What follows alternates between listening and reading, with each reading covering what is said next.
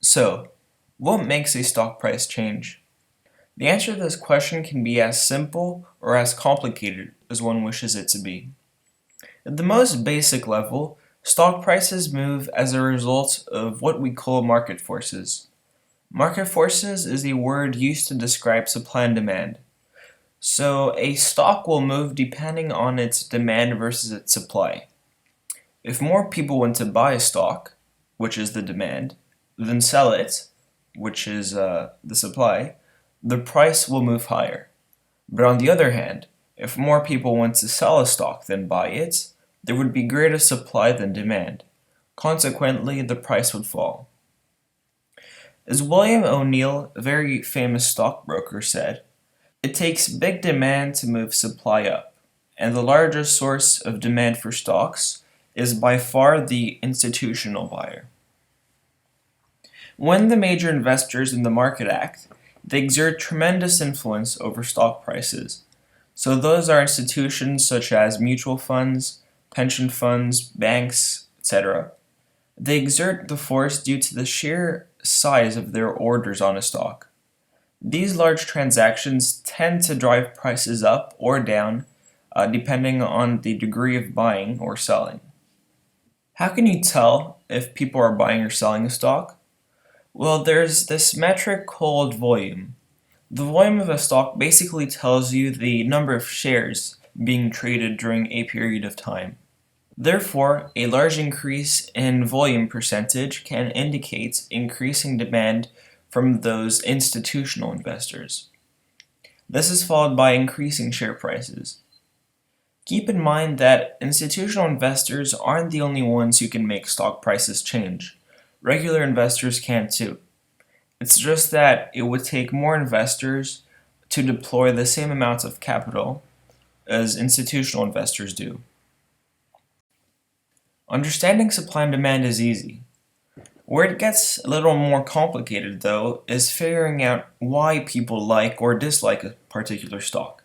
The reason why it is so difficult to understand is because every investor has his or her own strategy, which they execute. But all in all, this comes down to figuring out what news is positive or negative for a company. The principal theory is that price movement of a stock indicates what investors feel a company is worth. If you remember from a few lectures back, that is market capitalization. To further complicate things, the stock price doesn't only reflect a company's current value, but also it reflects the growth that investors are expecting in the future. By far, though, what affects a company's value are its earnings. Publicly trading companies are required to report their earnings 4 times a year, once each quarter. Since most of those companies report them during the same time, investors call those periods earning seasons. Investors watch company earnings with a lot of attention. If a company's results are better than expected, the stock price will jump. But if a company's results disappoint, the price will sink.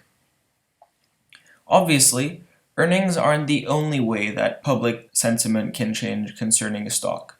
A famous example is the 2000 dot-com bubble when dozens of internet companies rose to have huge market capitalizations without making the smallest of profit. As you might already know, the valuations did not hold, and those companies saw their stock prices plunge and valuations shrink.